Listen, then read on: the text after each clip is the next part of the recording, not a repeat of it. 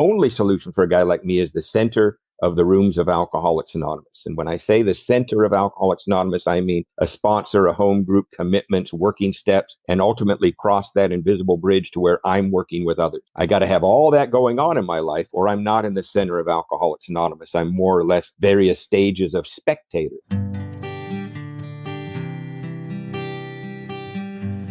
Well, hello, friends of Bill W. and other friends. You have landed on Sober Speak. My name is John M. I am an alcoholic, and we are glad you're all here, especially newcomers. Newcomers, that is, both to recovery as a whole and newcomers to this podcast. Sober Speak is a podcast about recovery centered around the 12 steps of Alcoholics Anonymous. My job here on Sober Speak is simple. My job is to provide a platform to the amazing stories of recovery all around us. Consider Sober Speak, if you will, your meeting between meetings. Please remember, we do not speak for AA or any 12-step community. We represent only ourselves. We are here to share our experience, strength, and hope with those who wish to come along for the ride. Take what you want and leave the rest at the curb for the trash man to pick up. Hi-oh! That was the voice of Mr. Karl M. from Covina, California, that you heard at the beginning of this episode, and you will be hearing so much more from him in just a moment. But first things first.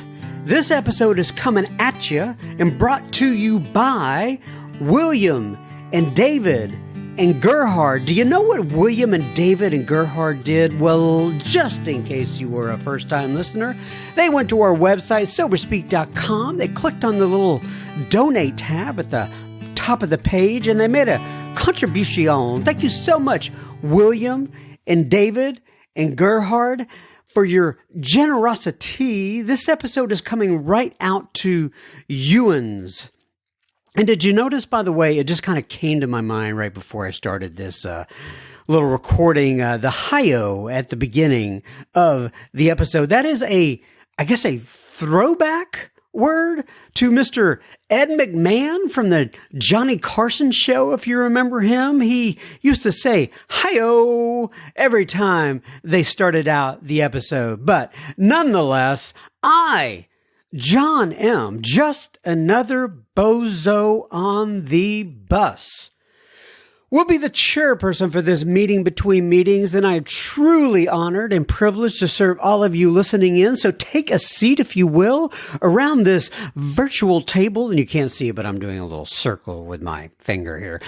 Take a seat, if you will, around this virtual table, and let's get started. Remember now, no matter who you are or what your past looks like, you are welcome here. It is an open table for all, and we are glad you have joined us.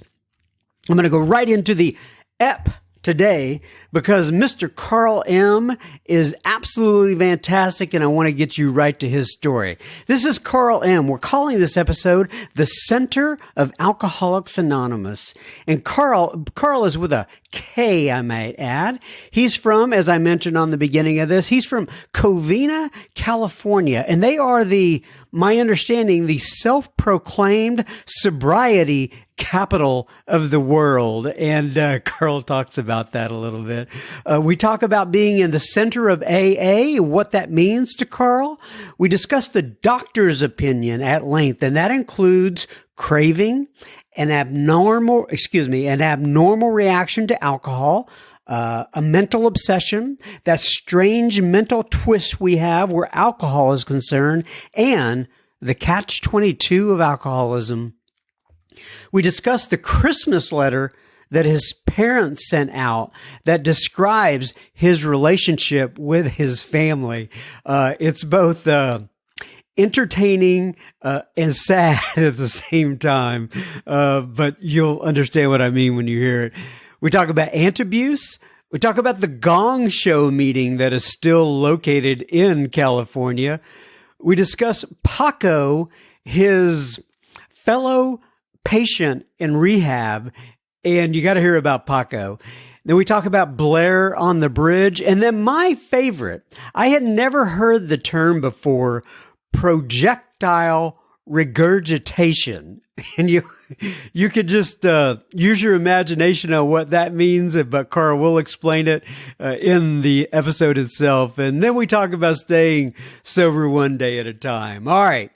We're going to hear that and much, much more from Karl. Go ahead and stay tuned, and we will have plenty of listener feedback at the end of the episode. Enjoy, folks.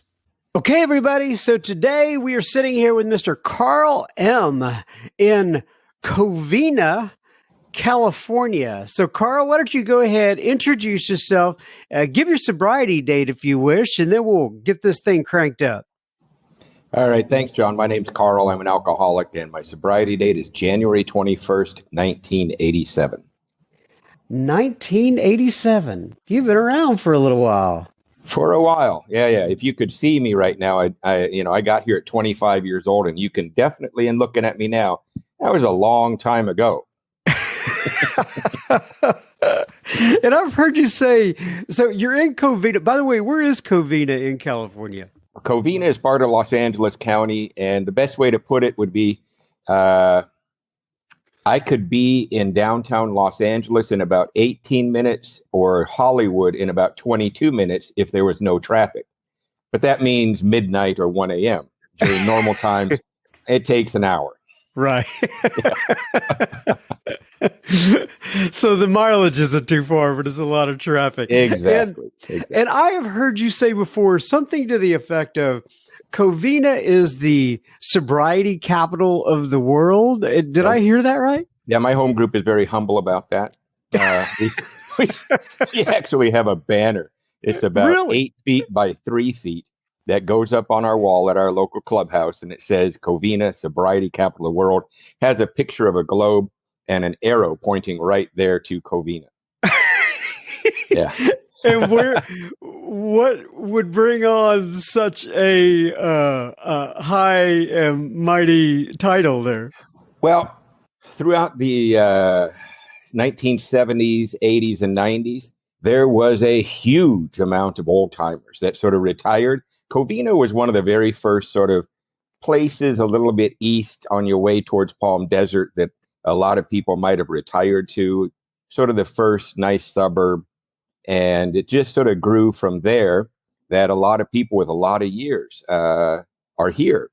And as a result of that, in the 70s, 80s, and 90s, and those old timers worked with so many people that we literally have an army, a small army of sober people in this little town called Covina. Covina is only 48,000 people. Now, there's a thing called West Covina that has 375,000 people. But Covina proper only has 48,000 people, but we got about 2,500 solid, sober members of the recovery community in Covina. Okay, so let's go ahead and turn a corner then. So let me ask you this. I know you've been around since, like you said, 1987, had a lot of experience within the rooms of Alcoholics Anonymous. When you think about what separates guys like me and you in terms of alcoholism and, where we struggle and what separates us from the average temperate drinker, if you will, what comes to mind for you? Well, I just go right out of the book and the doctor's opinion. And I love to talk about the thing that separates me as an alcoholic from the non-alcoholic. It's one of my favorite things to talk about. And, I like to talk about a lot of things. I love a lot. I think a lot of things are important. I have passion for a lot of things. I spend a lot of time doing stuff, but there's nothing more important than the fact that I'm an alcoholic. And the reason that I believe I'm an alcoholic is really very simple. I believe I'm an alcoholic because I've got a really strained relationship with alcohol. That's what makes me alcoholic. I can have all sorts of other weird stuff going on, or I can be absolutely normal in other respects. But I got a really weird relationship with alcohol. And this strange relationship that I have with alcohol takes on a few forms. The first part of this strange relationship that I have with alcohol happens when I drink it.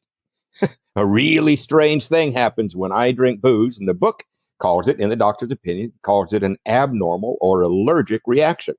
that happens to me physically when I drink alcohol. They say that the symptom of this allergic reaction is what they refer to as something called the phenomenon of craving, meaning unexplained. And the best way that I can describe this thing that the book calls the phenomenon of craving in my life is that it seems like whenever I drink booze, the more booze I drink, the thirstier I get.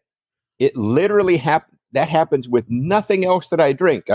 I'm drinking a cup of coffee right here, right? And I'm sipping on that, and I'll probably finish that sometime the next hour. But once I finish that cup of coffee, I can promise you, I am not going to go buy 3 pounds of coffee and lock myself in a cheap motel room, right? It's not going to happen, right? So that's the first thing that separates me as an alcoholic from the non-alcoholic. My physical reaction to alcohol, the fact that I crave more the more I drink. But I always like to say, if that's all there was to it, then just stop. Nancy Reagan would be an international hero, would have wiped out drug addiction and alcoholism with her little campaign in the early 80s of just say no. If that would have worked, I would have, and I imagine you would have gone, ha, ha, ha, slapped ourselves in the forehead and said, goodness, no, right? What was I thinking? Why didn't I think of that? First sign of trouble. We'd all say no, and we'd go on and go about our lives. But I've got another really strange part of my relationship with alcohol. And what's really strange about this part is that this happens when I'm not drinking. And this is the part of my relationship to alcohol that used to baffle and just destroy people that loved me, cared about me, or counted on me. See, they could actually, at least, they could fathom the idea, oh, he's been drinking for 2 days. Yes, that's why he's in the hospital. He's been drinking for 3 days. That's why he's in a blackout. That's why he got arrested. It makes sense. 2 + 2 = 4.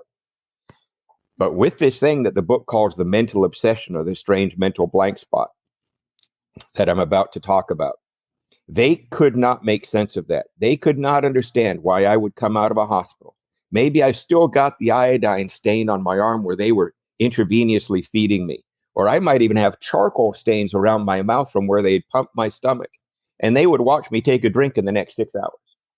And people that loved me, cared about me, or counted on me would stand there just baffled. And our book describes this as the crux of the problem.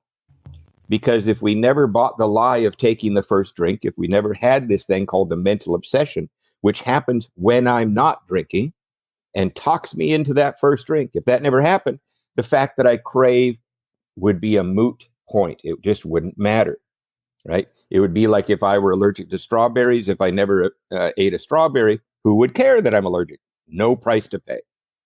But I have this thing called the mental obsession. And it seemed the best way for me to describe that in my life is that it seems like no matter how much pain and suffering I may have caused for myself and definitely others, whether it was a day ago, a week ago, or a month ago, no matter how much pain and suffering, my mind was always able to rationalize and justify my walk back to the next drink at all costs. Mm-hmm. So therefore, because of these two components of my relationship to alcohol, I am in the ultimate catch-22 called alcoholism. I cannot drink successfully because of my physical response to it, but I cannot on my own not drink successfully because of my mental obsession with it. So I am damned if I do and damned if I don't.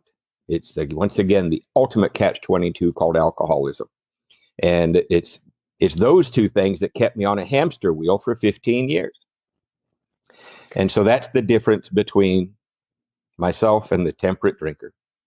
Talk to me a little bit about your family growing up. Did you have brothers and sisters? What was that dynamic like? All right. The best way I can tell you about that is to tell you about this old custom that my mother used to do. And she did it till about 4 years till she died. She just passed away last August at 93 years old. But a very common custom and I don't know whether it was a Scandinavian custom or a Lutheran custom, right? Because my mother was Icelandic, my father was Swedish, and the best way I can describe my family is to tell you about this Christmas letter, this custom of writing a Christmas letter.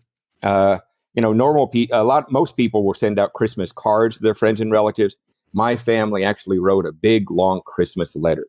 And when I was about 22, I got a hold of one of these letters that had been sent out the previous Christmas. Now, bear in mind, I got sober at 25. And at 22, I got a hold of one of these letters that had been sent out the previous Christmas. And as I read it, it let me know exactly where I stood with my family. Now, the first paragraph of this letter talked about what my parents had been doing that year. Another impressive year, I'm sure. They were impressive people with impressive lives. They were very involved in the community. Did a lot of amazing things. That's a long story, though. But the second paragraph talked about what the Morris children had been doing that year. And that paragraph went something like this. Our oldest daughter, Christina, just graduated from Cornell University in Ithaca, New York, with a master's degree in human resources. She's now working for a large pharmaceutical company in the Midwest. She traveled to Europe this summer. She saw this, she saw that. Her hobbies are this, this, and this. She's a very happy young woman. We are very proud of her. Our oldest son, Eric, just graduated from Western Washington State University with a degree in marketing. He's now working for a large advertising firm here in downtown Seattle. He loves to golf. He loves to travel. He's engaged to be married to this wonderful woman named Mary Lou, who works for a very small company here in Seattle named Microsoft. It was small at one time. Wow. And they love to golf together. They love to travel together. He's a very happy young man. We are very proud of him. Our youngest son, Karl, just turned 22. I remember holding that letter up and turning the page over and going, really? That's it, huh? You know, You're alive. but that was, my parents, they really were sticklers for this thing called the truth, right? And so if they would have actually told the truth about they knew about my life that year, they would have had to put something in that letter like, we had forbid Karl from even coming back to the neighborhood. We made the big mistake of taking a 2-week vacation. We came back a couple of days early, found a bunch of cars we don't recognize out in front of the house. We walk inside. There's green smoke all over the house. There's broken bottles. There's scales on the kitchen counter, and we saw Karl half dressed running out the back door. Right, so they probably didn't want that in their Christmas letter, so they were actually being kind, just to say he just turned 22. They might have added, "We think." But yeah, So I you came from a were non-alcoholic family. So you were the black sheep of the family, it seems Exactly. I had to go 2 generations away to my great grandfather from Iceland. His name was Bjarne Jonassen. My middle name is Jonassen. That's my middle name. He was an alcoholic and a bigamist. He left one family in Iceland, got on a ship and married another woman, had 3 more daughters in Canada. One of those daughters was my grandmother. And there's a lot of writings about him that say he was a fine man, a very fine man. But then they'd always add this caveat, but never do business with Bjarne if he's been drinking. Never, never give him any money if he's been drinking. Right? Yeah. Oh, so you found him. Were you in the, do I remember this right? Were you in the military? Is that correct? Yes. When did you join the military? I was 23 years old. It was shortly after that little Christmas letter thing.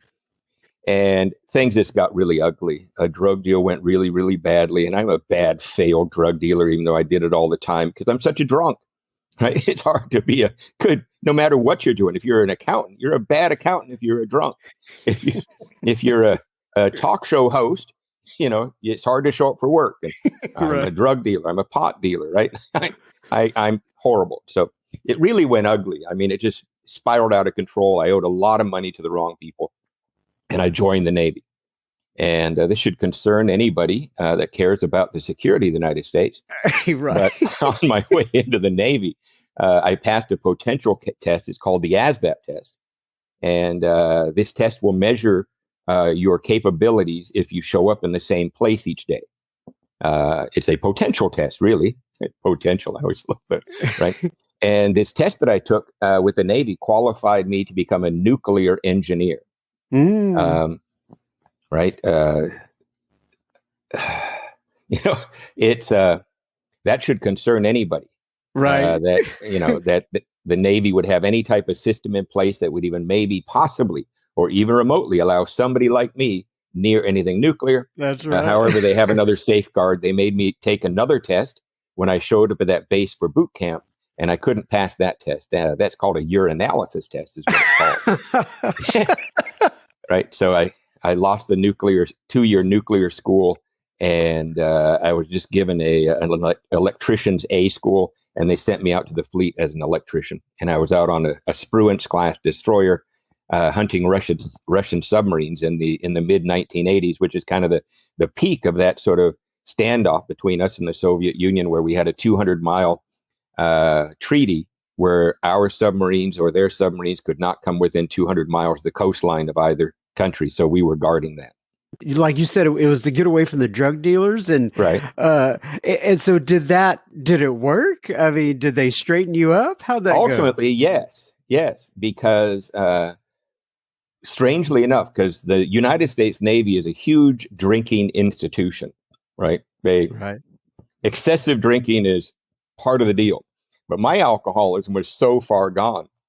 And I literally, I would do well when that ship was out at sea.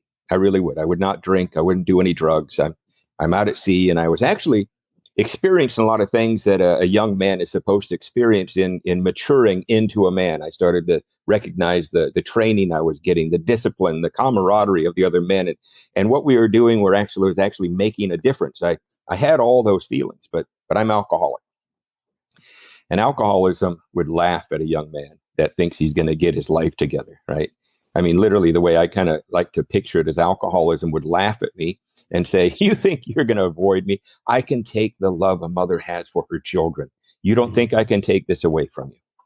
And indeed, the ship would pull into a port. I'd take a drink, and remember at the beginning, I described that craving that I have, and I would go on 3 and 4 day drunks. Didn't matter if I only had 2 days of liberty. I'm on a 3 or 4 day drunk. It's a very strange feeling coming back, finding myself coming out of a blackout at 6 a.m. in the morning in a foreign country, standing on a large pier, looking up and down that pier going, there was a destroyer here the other day, right? Military superiors frown on that behavior. It's called missing Hmm. ships movement. It is a huge deal because now they have to find an alternative way to get you to where the ship now is, or they have to get you back to your home base. And there's a lot of administrative, ugly paperwork that goes along with this and charges. You know, and so I was getting in a lot of trouble. Ultimately, they put me on antabuse. Um, Antabuse is medical science's best shot at the alcoholic, right? It's this little pill that looks harmless. My God, it just looks like a little aspirin pill, for God's sake. And so, what caused that? What were the, I guess, circumstances leading up to them that said, okay, we think that Karl needs to be on anabuse? Was it a succession of Yeah, events or? the missing ships movements, and then I also got in 2 wrecks on the base. And then the second wreck was so ugly. I lost control of my car right outside the Navy base and took it sideways right through the front guard shack, Oh no. where a Marine stands duty. And in my mind's eye, I can still see this Marine doing this big dive out of the. I mean, he literally dove out of the guard shack. My car slid sideways right through that guard shack. A Marine did a quick somersault. He was back up, weapon drawn. Thank God these guys are in good shape. I mean, I'm just really happy that Marines are in really good shape because he did a little acrobatic move to save his own butt. And it was one of those mornings. God, I hated these types of mornings. There's sirens going off. People are running in every direction. People are yelling, screaming, and they're all pointing at me like this is all my fault. And I'm standing there confused. It took me about probably 45 seconds to 2 minutes to realize, because I'm in a drunken stupor and I'm, standing there confused like everybody else. What just happened? They're all pointing at me. And of course, I was taken to the hospital, but already handcuffed, and I'm handcuffed to the bed. They're reading new charges on me, and this is nothing significant. That's like I said, that's just what happens in a guy's life, like mine, about every 90 days, if you're living the way I'm living.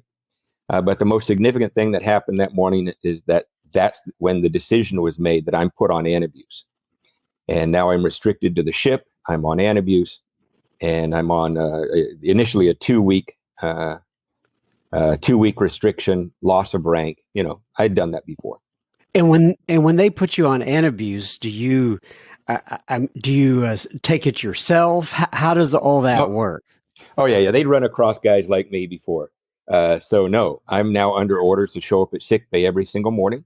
Sick bay means the ship's hospital or medical clinic.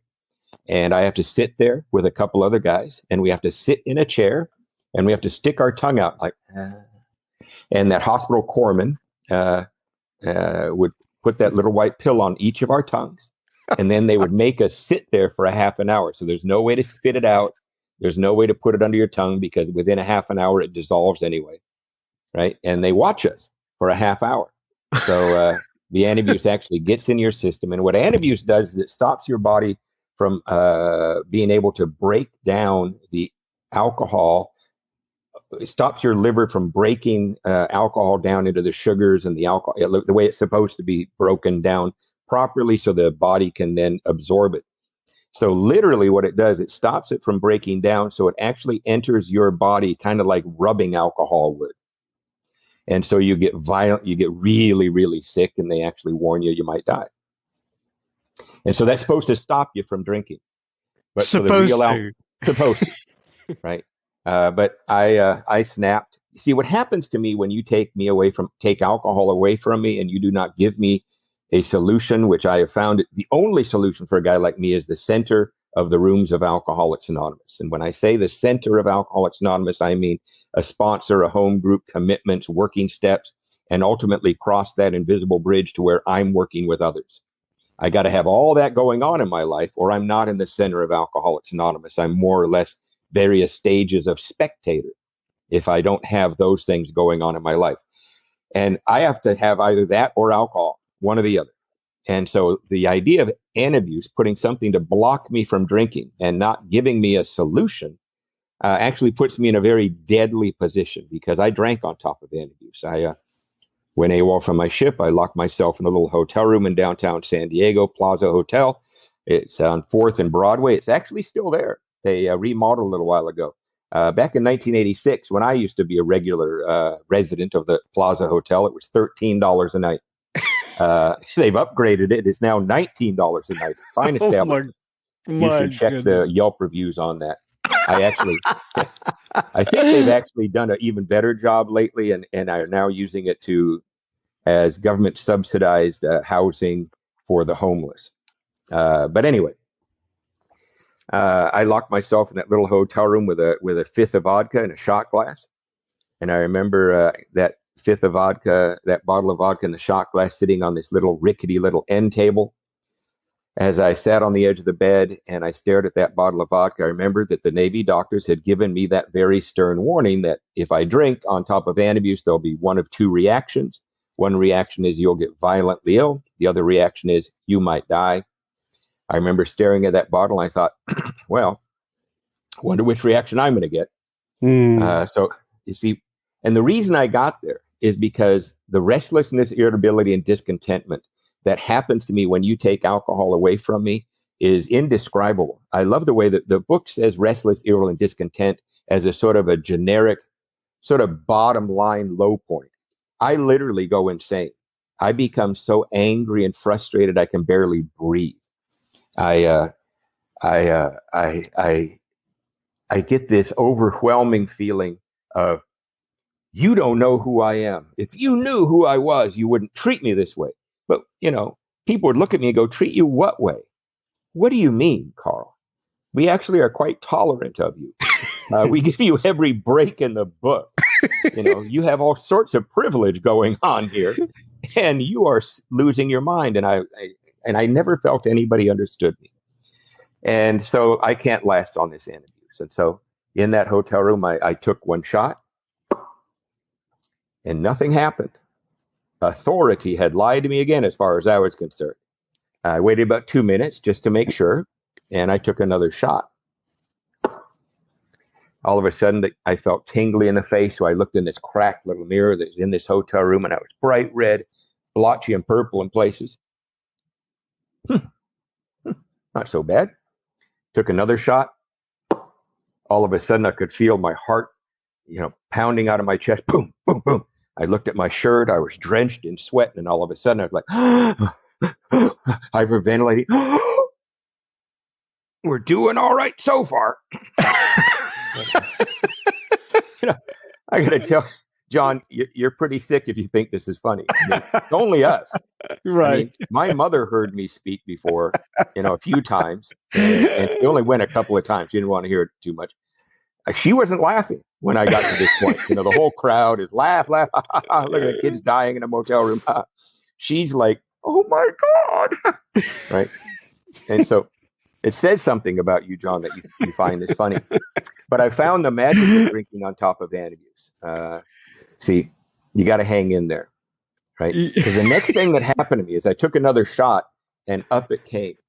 And I literally had this thing that my second sponsor, a man named Eddie Cochran, who passed away in 1999. His sobriety date was December 2nd, 1951. He was one of the pioneers of Southern California Alcoholics Anonymous. He was one of the patriarch symbols of Covina when I arrived in Covina, when I had 2 years of sobriety. He used to call what happened to me next projectile regurgitation. This is a new level of puking I'm unfamiliar with, right? And projectile regurgitation. Literally, it just would come up and sort of this kind of Linda Blair spray across the room. Gosh. Now, thank God the Plaza Hotel is the type of hotel room where the toilet is in the same room with the bed. That came in handy there. I think it's a design feature, I believe, maybe to make convicts feel more at home upon release. I'm not really sure. Right. But I found the magic of drinking on top of Antabuse, and that is if you hang in there. And that's a very important feature of drinking on top of Antabuse, and that is because you can't half measure it, right? You can't be a weenie and say, oh my God, my face is turning red. I got to stop. You got to hang in there. You got to push through this. And I found that if I kept drinking and I kept puking and I kept drinking and I kept puking about an hour to an hour and a half, enough of the Antabuse would kick out of my system and I quit throwing up and I would just be left with red face, hyperventilating and sweating, and I'm all right with that. So ultimately, if you're going to drink on top of Antabuse, you might need to get ready to really reach down deep inside yourself for a level of commitment you might not even know you have. So I drank on top of Antabuse the last 7 months, and then I was in handcuffs one more time and delivered into a military treatment center. And all right, let me take right a little there. break here. We'll be continuing our conversation with Karl M. in just a moment. Just a reminder, you were listening to Sober Speak. You can find us on the World Wide Web at soberspeak.com. You can also find the donate button on our website. You can use if and only if the Spirit moves you to do such.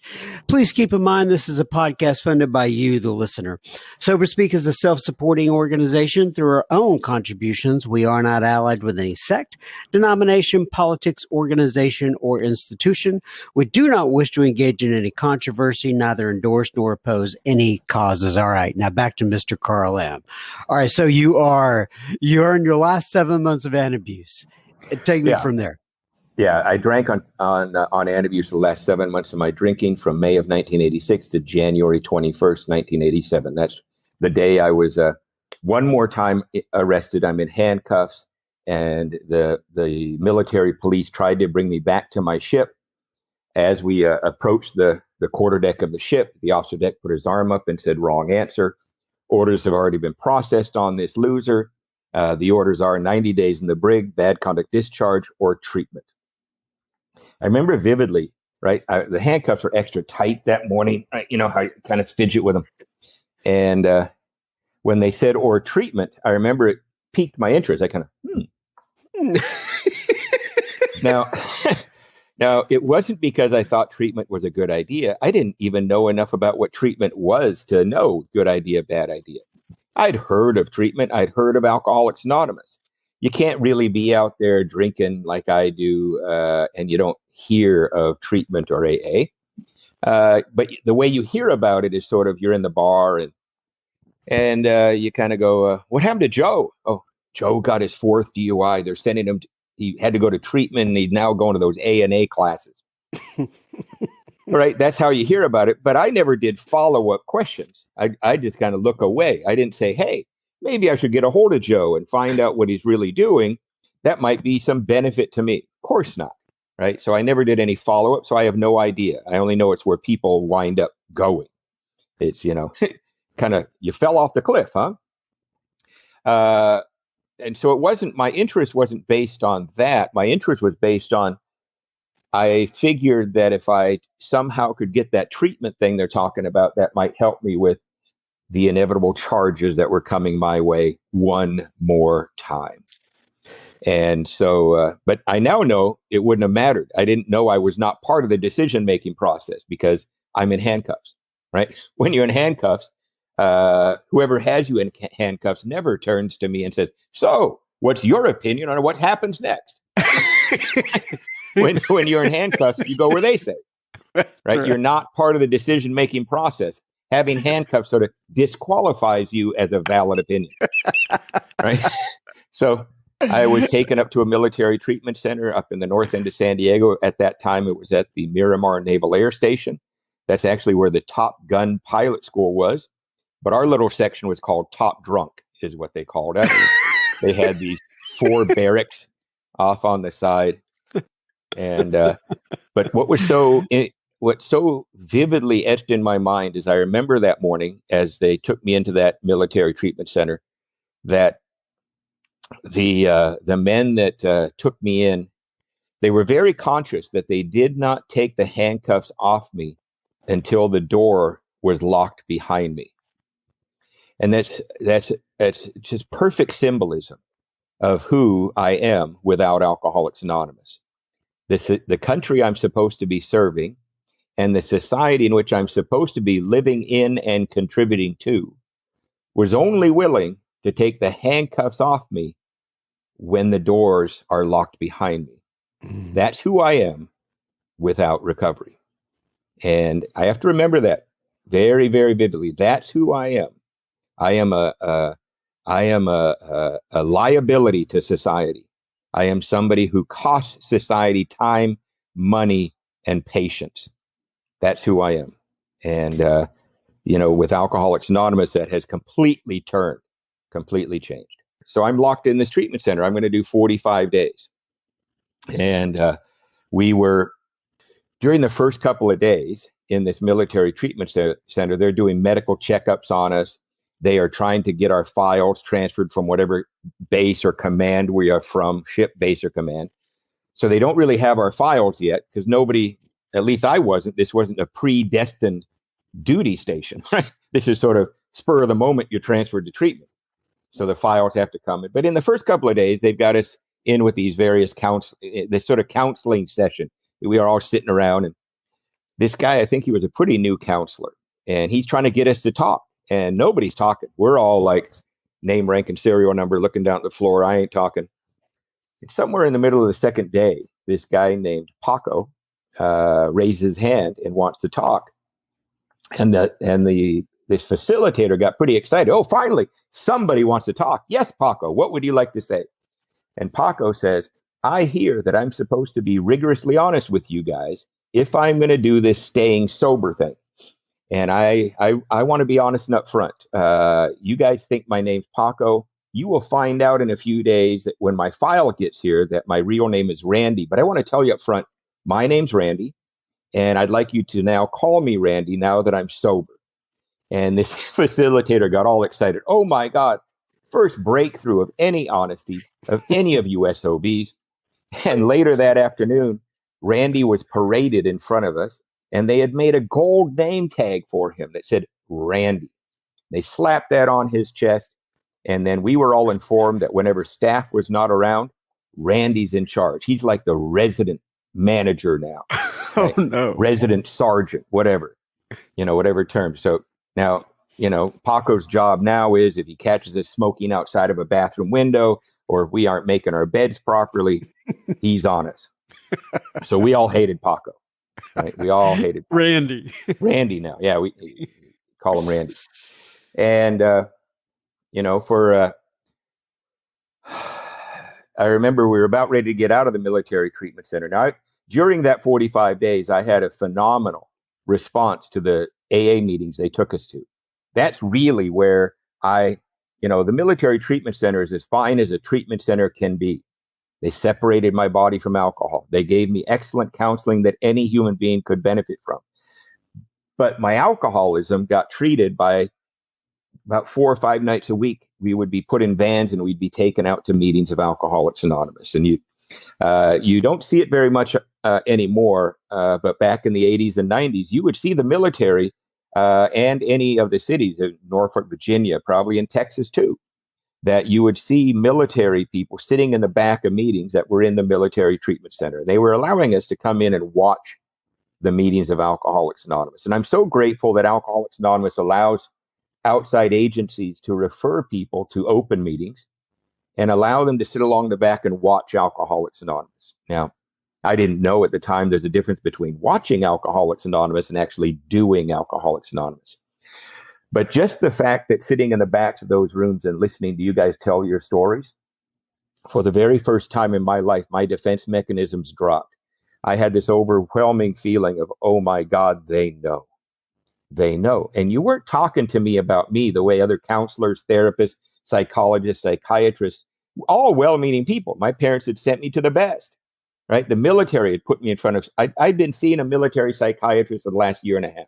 They were sending me and putting me in front of chaplains, right? And they were all well-meaning people that would want to talk to me about me. What's the matter with you, Karl? Why are you doing these things? And I got defense mechanisms up. But now I'm sitting here listening to you guys tell your stories, and you're not wanting to talk to me about me. You're talking about yourselves. And I could tell that you had no motive, right? I could tell this. You would be there doing that whether I was here watching you or not. That whether I was there or not, you would have been there telling that story. So there's no motive. And somehow that thing that Alcoholics Anonymous talks about, the one alcoholic sharing with another alcoholic can reach the suffering alcoholic like no one else can, happen. I identified. So that's what happened while I was in treatment. I identified with Alcoholics Anonymous. I knew my chance for survival will have to be there if I decide I want to survive this alcoholism thing.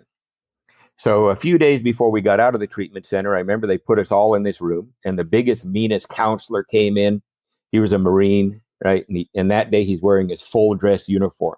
And I got to tell you, a Marine in his full dress uniform was a very impressive, intimidating sight. And he came in that morning, just really squared away, looking sharp.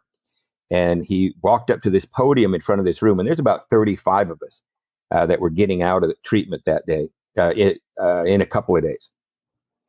And he leaned on this podium and he stared at us. He kind of panned the room. And he said, "You 35 have been through one of the finest treatment centers in the world for alcoholism and drug addiction. And our statistics over the years have shown us that out of you 35, only one of you will stay continuously sober from this day forward. Many of you will die, go insane, or maybe you'll find recovery again. But there's only one of you that will stay continuously sober from this day forward." Man, you could have heard a pin drop in that room. The only thing you could hear was me going, shit. Because I knew if only one of us was going to make it, it was not going to be me. We all knew who it was going to be. It's going to be Randy over here, right? He's now the poster boy of the treatment center, for God's sake. He's already written a term paper on acceptance, and he's quoted page 449, Dr. Paul, and he's the star boy of the treatment center. So a couple of days later, they're letting us all out, and people are being taken back to their ships, bases, and commands in various different ways. But there was about 4 or 5 of us that had been arrested in vehicles the night before we were thrown into this place. And we were told that our vehicles had been in an impound lot. And we were to wait on the front doorsteps of the treatment center, and our vehicles would be brought to us out of this impound lot. And I'm standing there with a few other guys, and we're kind of looking at each other. Do you feel treated? What does treated mean? Well, we got done with treatment.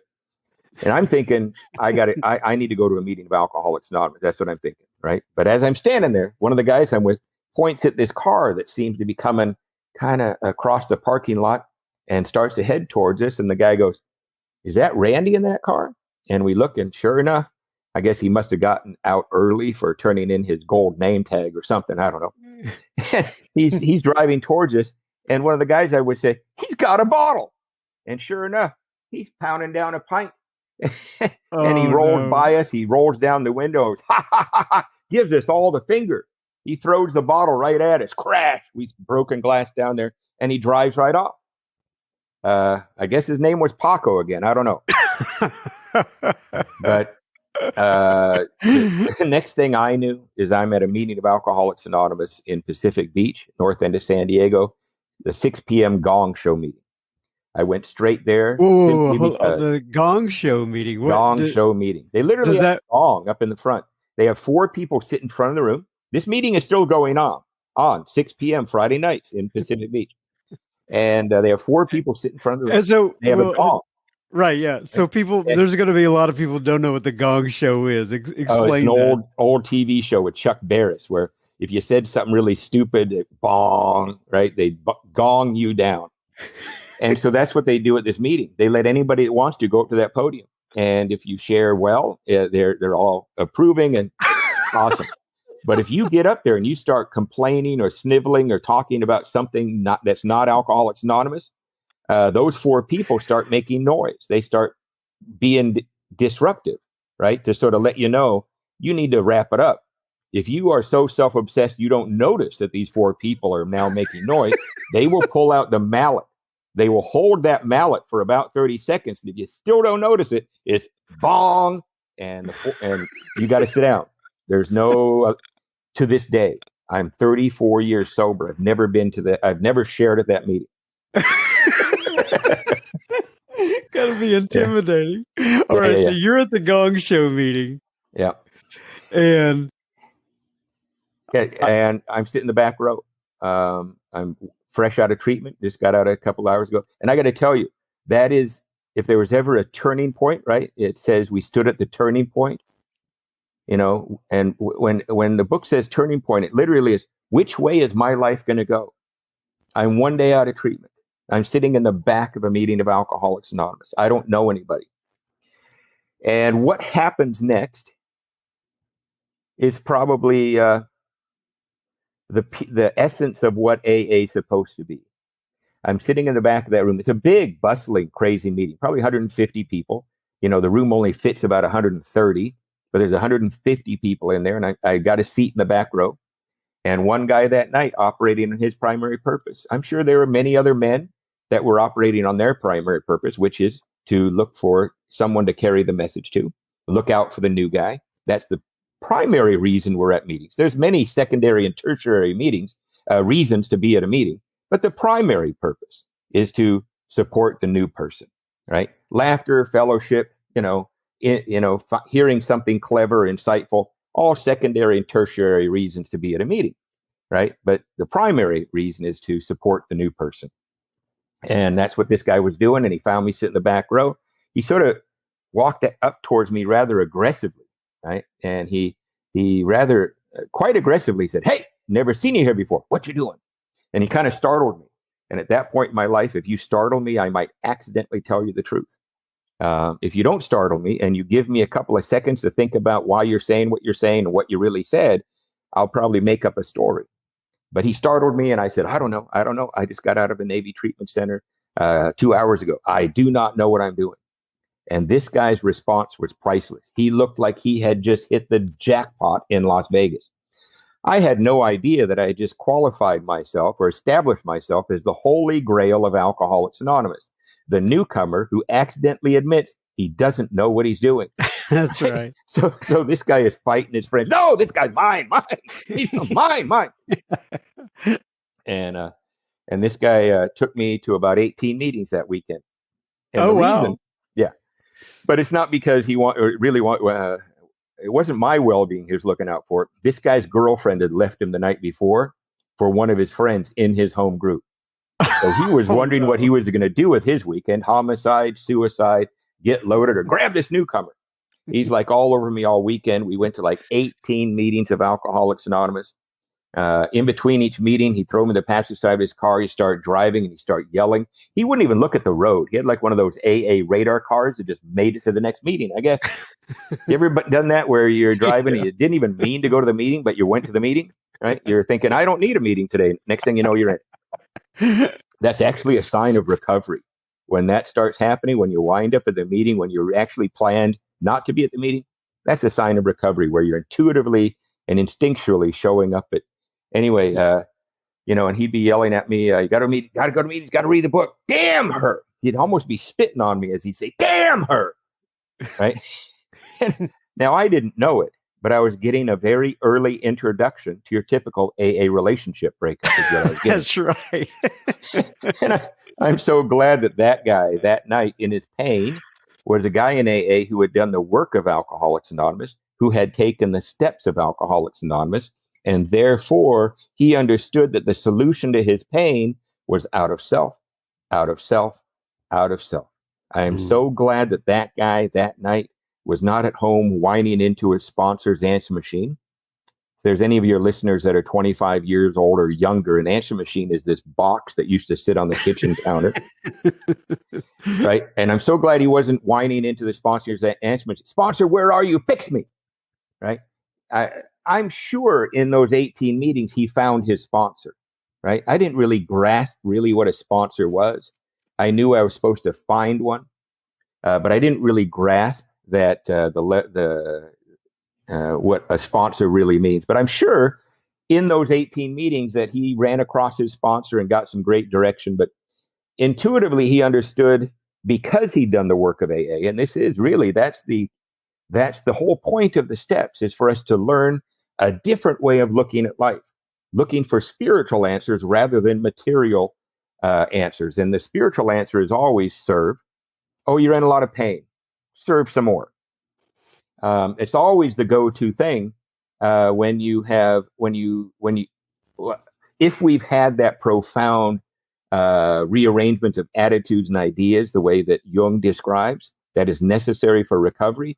We look to serve, especially when we're in pain, especially when we're confused, especially when we feel defeated and frustrated by real world stuff.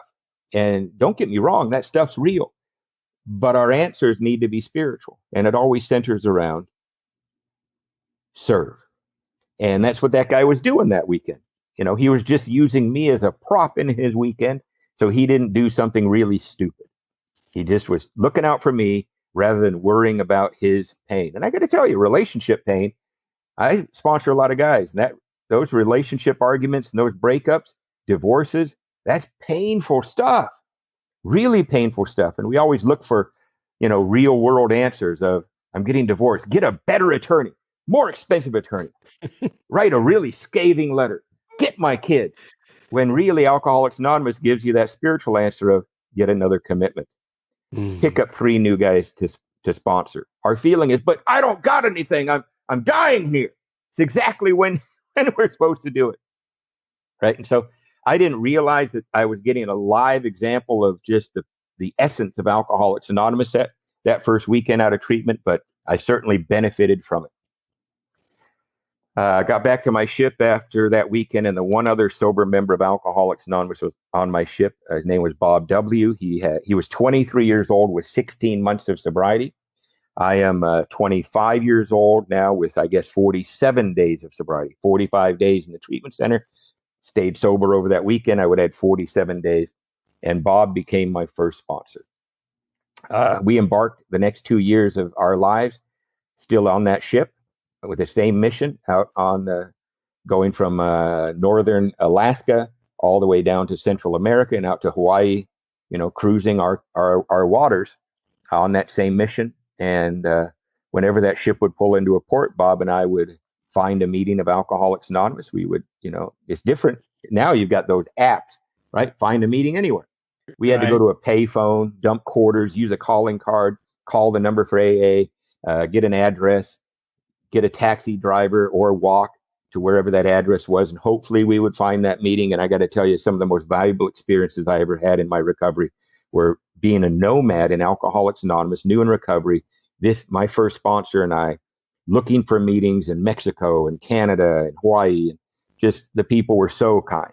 And then when the ship was out at sea for weeks on end, he and I would read the big book of Alcoholics Anonymous back and forth to each other. Uh, And you know, my sponsor Bob had a sponsor who was we used to call him the old man. So funny is I'm that old man's age right now and length of sobriety. He had about 30 years and he was late 50s, and he was really sponsoring us both, right? But Bob was my sponsor, but we always had to turn to him. What does the old man say? And he was urging us to read the big book of Alcoholics Anonymous to each other. And when I look at that scenario, when in my mind's eye, I see that ship out in the middle of the Pacific Ocean. I see two young men sitting in the battery shop of engine room number 2 at 6:30 p.m. each night, and a big book of Alcoholics Anonymous. It literally is AA in its purest form. The blind leading the blind. Remember, he had 16 months. He was no expert, right? He barely knew the history. He probably mixed up Roland Hazard and Evie Thatcher when he tried to tell me the story, right? Who cares? Step Right. 12 says, having had a spiritual awakening as the result of these steps, we tried to carry this message. It does not say we successfully or expertly. It says we tried. And Bob tried. And we both had the experience that we need to have in order to have that rearrangement at the level of our soul to find recovery. And one of the most valuable, you asked me about Blair on the bridge. Do we have time still to Yeah, do sure. that? It's about a 5-minute story. Yeah. And this is where I learned that really valuable thing that happened to me, which is one alcoholic sharing with another can affect uh, the suffering alcoholic like no one else can. And that is really the bare bones of Alcoholics Anonymous. And how I learned that, I'll never forget. So we're about, as I said, Bob and I would always, ship would pull into a port. We would find the meeting. Sometimes, if we had a couple of days of liberty, we would split a hotel room, and we just find the meetings in town from that hotel room. We would want to get off that ship because if anybody's ever been in a sober house or recovery house, and you've got like 3 or 4 people in a room, that's luxury compared to a berthing area on a Navy ship. They put 60 people in the size of my kitchen, right? They stack you 3 high, and you're right there next to each other. That's how it is on a Navy ship. So if you want to get off it if you have the chance at liberty. So we happen to be in Victoria, British Columbia. We got a hotel room at the Strathcona Hotel. I still remember that name. And we went out to the AA meeting after that night. And after the meeting, uh, Bob, my first sponsor, said, "Hey, I'm not really feeling too well. I'm going to head back to the hotel." I stayed out with the AAers from the meeting, maybe went out for coffee, went to another meeting, chased a girl. I don't know, maybe all 3. Who Right. knows? But a couple hours later, I come back to the Strathcona Hotel, and I open up the hotel room, and there's Bob with another guy from our ship named Blair. Now, on the way back to the hotel, Bob had found Blair on the street, and Blair was just wasted, right? He's this kind of drunk of doesn't even know where he's at. He's got vomit on him, right? And Bob has him on my bed, right? I'm thinking, holy smoke! And Bob has Blair propped up against the headboard with an end table and pillows, right, and a chair.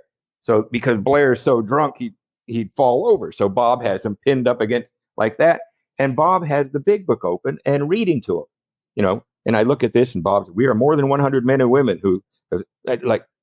And I look at this and I go, this is silly. Blair doesn't even know where he's at. What are you doing, Bob?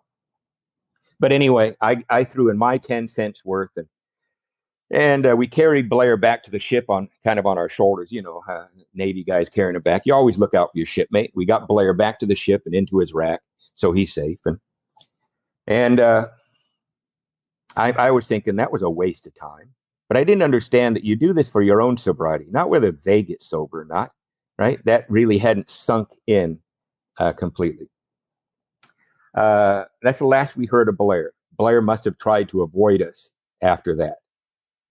And apparently he's now drinking again. He's trying not to drink. He's drinking 6 months. No, it's probably 3 or 4 months later. We're back in port down in San Diego. And I'm in my rack. It's, 3 in the morning. And all of a sudden on the side of my rack, Karl, wake up, wake up. And I'm like, what? And I pull the curtain back, and there's Bob. And Bob goes, Blair's on the Coronado Bridge. We got to go get him. If you're unfamiliar with San Diego, the Coronado Bridge is this bridge that connects the Coronado Island with downtown San Diego. And it's a very popular suicide spot. Such a popular suicide spot that they actually had suicide hotline phones about every 100 yards as you go across, just in case when you're up there thinking of committing suicide, you change your mind, you get on the suicide hotline phone. And that's apparently what Blair had done. He'd gotten onto the suicide hotline phone at the top of the Coronado Bridge, and he was talking to the suicide hotline counselors on the other end.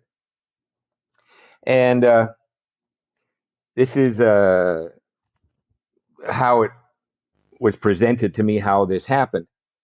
Blair was telling the suicide hotline counselor, I will only talk to Bob W. The suicide hotline counselor is going, who's Bob W? Who's Bob W? And Blair says, it's anonymous. So she doesn't know what to do, and she goes and gets her boss, right? Another well-meaning, highly qualified suicide hotline counselor, and they start playing good cop, bad cop with Blair, right? They start throwing questions at him, and in doing that, they find out he's from the Navy and what ship he's from. So they take a stab in the dark. It's like a needle in a haystack. They just call down to the quarterdeck of our ship and they say, is there any chance that there is a Bob W on that ship? And the guy who answers the phone on the quarterdeck that morning, now my first sponsor, Bob, he would guard your anonymity at the level of that ship, but he never guarded his own, so he could be of service at any time. So the guy who answers the phone goes, yeah, Mr. 12 Steps. We know all about him. So they go down and get Bob. Bob comes, Karl, come on, gets me. So I hop out of my rack, I throw on clothes. We get into Bob's car. We start driving down to the Coronado Bridge. And as we're driving down there, Bob looks at me and goes, Karl, get the big book out of the glove box. Bone up on working with others. I get a flashlight. Says, see your man alone if possible, Bob. He says, forget it. We're going to wing it tonight. And we get down to the base of the Coronado Bridge, and the fire department, the police department's there, the on-duty psychologists. They have this staging area at the bottom that they do for suicide situations. And Bob and I walk up on this group of professionals, the fire department, police department, the on-duty psychologist. And we walk up on them, and the fireman who seems to be in charge turns to us as we're walking up, and he goes, is one of you Bob W? And Bob goes, yeah, that's me. And he goes, I don't know what you're going to do. We've been talking to him for an hour and a half, and he's not budging. But here, go ahead, talk to him. And they hand this little speakerphone contraption to Bob, and Bob says into there, Blair, and you can hear on the other end, Bob, is that you? And Bob says, yes, Blair, it's me. Now get the hell down from that bridge. And you hear, okay. Blair flat out walks down. Police and fire. What the hell? One alcoholic can affect another alcoholic like no one else can. We cannot forget that. We have a responsibility to be here for the next person because nobody can help us but us. Did Blair end up okay in the end? Do you know? Okay, here we go. So Blair stayed in the Navy when I got out. And even after Bob got out, and Facebook reconnected me with Blair about 10 years ago. So Blair does not have that same sobriety date. He put together about 20 years. And then he lost his sobriety. I'm not going to talk to everything as to how that happened. He actually had to go do some prison time. And he got out of prison about 10 or 12 years ago. And he now has another 12 or 15 years of sobriety. And he is the prison liaison up in Wisconsin. So for when other men get out of prison, he finds them jobs on dairy farms. That's what he's doing. And he's also a wildlife photographer. Wow. Right? So he doesn't have the same sobriety date, but he's one of those guys that in the statistics of Alcoholics Anonymous, of those that continue on, they have miraculous lives, even though they might not have the same sobriety date, or they might have, lost their sobriety date multiple times. They still have a way better life with alcohol than if Alcoholics Anonymous was not here. Right. Value in life is not always that you have the same sobriety date, but if we keep trying, right, we have such immensely better lives than if there was no such thing as Alcoholics Anonymous. And Blair's a perfect example of that. Yeah. This has been great, Karl. I really appreciate you coming on. I'm going to go ahead and read from page 164 of the big book here and wrap us up. Abandon yourself to God as you understand God. Admit your faults to Him and to your fellows. clear away the wreckage of your past. Give freely of what you find and join us. We shall be with you in the fellowship of the Spirit, and you will surely meet some of us, like me and Mr. Karl, as you trudge the road of happy destiny. May God bless you and keep you until then. Once again, Mr. Karl, thank you so much for coming on today. I appreciate that. John, it's been a real pleasure. Had a great time. Hope to talk again. God bless you. God bless you. Once again, thank you so much, Mr. Karl M., for coming in here and sharing your story, not only with me, but all of the listeners of Sober Speak in all four corners of the world. It is much appreciated. Now, remember, everybody listening in, we don't want you sharing your gossip in the group or anywhere else for that matter. But if that episode had a positive impact on you, please pause your device and share it with a friend or family member. It may be just what they need today. Now, on to a little bit of a listener feedback. David A. writes in, and David A. actually wrote in last week, and I read his response on air, and he said, so he's commenting on what he read to me last week, but the subject line is send firefighters my way. And he says, "Good day, John. I just listened to the episode where you read my comments. Thank you for reading my letter, and please do send any firefighter my way that reaches out, or anyone else for that matter. Do take care. God bless, David A." So if you are a firefighter out there, or anyone else, I guess, according to the note that I have gotten, but specifically firefighters, if you would like me to get you in contact with Mr. David A., feel free to send an email to me, to John, John, at soberspeak.com, and we will get you in touch with Mr. David. I will broker that deal. I don't want to put his email out on the air here. But nonetheless, thank you so much for writing in, David, and for offering up your service to others. Much appreciated. Kevin writes in and he says, "Hey, John M., thank you for making Sober Speak available to me and the other alcoholics. I've only just started listening then again with the kitchen table meeting, and it was very good. In particular, the part about the first 100 alcoholics and history of the recovery of the first 100 alcoholics. My story's not a lot different than other people's. My head at the time still tells me that I'm not an alcoholic, but my history and identification with other members tells me quite clearly that I am an alcoholic. As I become more sober, I realize how insane I was while drinking and also in recovery. Take care. Kindest regards, Kevin." Thanks, Kevin, for writing in. I appreciate you. And I'm glad we could put something out there that you enjoy, and keep coming and listening and identifying. And I'm sure it will come with time. God bless you. Julie T writes in and she says, "Hi, John. I live in Kamloops, British Columbia, Canada. Kamloops.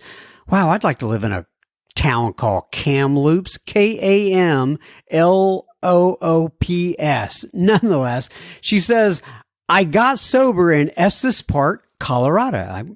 I'm very familiar with that. June 14th of 1996. I have been in Canada since 2002. I walk to and from work every day, about 7 kilometers. Wow. That is quite a little jaunt there, Miss Julie T. She says, I was looking for an AA speaker to listen to on my walk, and I came across Sober Speak. I'm really enjoying it. I've listened to Gary K., Matt M., Bill C., and JS, and I really enjoy them all. I find myself saying yes, in big capital letters, a lot. And I also find myself saying thank you as they remind me of what I need to be doing or not doing. I hear that. I get that every day when both listening to speakers, listening to podcasts, going to meetings. It's amazing how You would think that it would last more than 24 hours with me, but I have to be reminded all the time. So I completely get what you're saying, Julie T. She says, I usually attend a noon meeting every day and often share about something that I have heard on the podcast. Thank you for your service. This has been a great opportunity to hear experience, strength, and hope from folks I might never hear otherwise. ILAS Julie T. And I think ILAS means in love and service. I hope I got that right. But thank you very much, Julie T, for writing in, and tell all the other Canadians, we said hello. Barb writes in, and she actually DM'd me on Instagram. She says, hi, John. As I sit here with kidney failure, contemplating my life, I think about the freedom I recently found in the rooms of Alcoholics Anonymous. I came in through Al-Anon because I wasn't ready to be fully and brutally honest with myself. To think about the wreckage of my past is one thing, but to ponder on the beauty that has arisen from my dark, saddened soul is something, quite frankly, I call a miracle. You're a good writer, Barb. Anyway, she says, my HP, who I call God, brought me into his loving arms in 1991. I was ill and passed away for 28 minutes in ICU. I had a near-death experience, but because of my disease of addiction/alcoholism, I thought I wasn't good enough for heaven. Can you imagine that? You know, I've always been envious of people who I've just always been into near-death experiences. And here's the deal. I would love to have a near-death experience. I just don't want to die to have it. And so I'm afraid I wouldn't come back. But that is absolutely really cool you had that. Anyway, she says, just another person in my mind who abandoned me. God didn't think I was good enough, so therefore I must be worth nothing. Well, after working the steps in AA, I had a profound spiritual experience, another white light experience, but also something more, like a whisper, every day telling me I'm wanted, understood, and loved beyond any action I could ever take. I have almost 3 years of recovery in combination after my near-death experience. I did go back out and drink, and I can't tell you how much damage I've done to my body and my soul, but healing begins with acceptance, and now I see the world in a whole new light. I don't know what my future holds, but I hope to be able to share my experience, strength, and hope on your podcast someday. Well, you never know, Miss Barb. She says, the strength of the human experience is stronger together. I love all you do. Please tell the beautiful Mrs. M hi from me. Well, I will, Barb. Thank you for all you do, and God bless you. Wow, what an inspiration, Barb. Sounds like you have had quite a journey, and I'm glad you were back on the path. I appreciate you writing in or DMing me, because I'm so cool, because I get Instagrams, and I know how to read them. And I don't even know how to respond to them. Sometimes I actually send a voice message. I've done that periodically. When I say periodically, like once in a blue moon, but I'll send a little voice message back to somebody. But anyway, I digress. Lacey writes in, and Lacey says, hi, John. I am 51 years old. I live in Satellite Beach, Florida. My sobriety date is April 13th, 2018. Oh, by the way, she sent me a video actually also. This is the first time anyway, it was like a video to kind of introduce herself, just to say hello and such like that. And it was really nice. And I think that was the first time somebody sent me a video. And I'm not encouraging people to do that. That's not what I'm saying out there, but it was really kind of cool to get a video from her and just kind of, put a name with a face or whatever. Nonetheless, then she says, I have a home group. I have a sponsor. I got sponsees. I go to our local circles of care rehab. And if you're listening out there and you're at the Circles of Care Rehab, tell Miss Lacey I said hello. Nonetheless, she says, I have always played a role in our group and club, being the current intergroup rep. I stay in the middle of the herd. Well, that's interesting because this particular podcast, this episode is called Middle of the Circle, right? So in middle of the herd is as you know, about the same thing. Nonetheless, she says, as many speakers say, I like to keep as many steps between you and the drink as possible. Oh, I so much understand that. I had tried AA sort of a few times before, showing up once in a while to a meeting 1 minute before it started and leaving immediately after. One time I even went to a church and someone prayed for me and the obsession lifted for a few months, but I did nothing with that gift. I didn't build my skill set, so the minute the desire came back a few months later, I started again and was probably drinking for another 4 years. The last 3 years of drinking, I drank by myself in my backyard, being a, quote, responsible parent, not going out, etc. I every time told myself I would stop tomorrow, but that never happened. I could not, for the life of me, figure out why it was so impossible to quit something that I hated.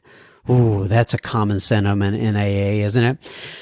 She says, but it was providing a solution at the same time. The fun was out of it, though, but the instant the alcohol hit the veins, it was the moment of relief of self. The first few months were, bliss, I guess. Normies don't feel what we feel. I am convinced of that. As Joe and Charlie say, by the way, if you don't know who Joe and Charlie is, I would go ahead and Google that and listen to them. They're absolutely fantastic. But she says, as Joe and Charlie say, mental obsession and physical addiction. Finally, though, with the willingness, my daughter had finally seen me drunk. I walked down to school to walk her home and I tripped on something. She questioned me about it, and she was 11-ish around this time, and I made her feel bad for questioning me. As a side note, I've always been that parent that told her she should question authority. But when she questioned me, all of a sudden, I was looking from the outside in, and it was like she was dealing with an alcoholic, and she was. It was a weird feeling. And for some reason, that did it. There were the things in the past that had happened that were much bigger than that, like losing a job. But for some reason, that was the moment that brought me willingness. I went that very next day to a meeting, scared to death, even though I was hungover, and I haven't stopped. Scared to death, even though I was hungover, and I haven't stopped since.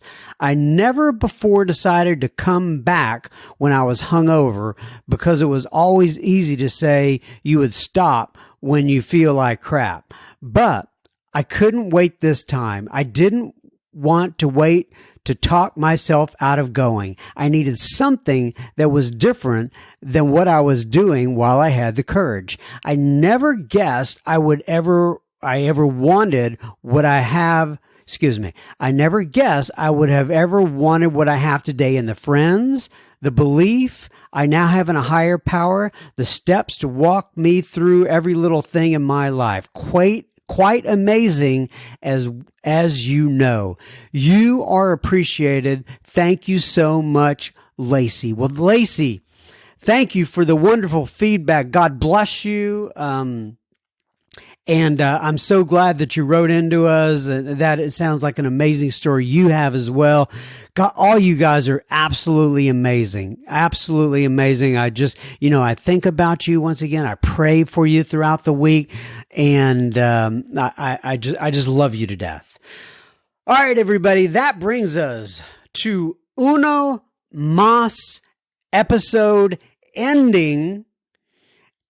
We have brought this one to a conclusion. So Keep coming back. It works if you work it. Hopefully, I will be back next week. I have some travel kind of scheduled, and but it seems like I always manage somehow, some way to get something out. Anyway, God bless you all. Keep coming back. It works if you work it. Thanks for being here. Adios.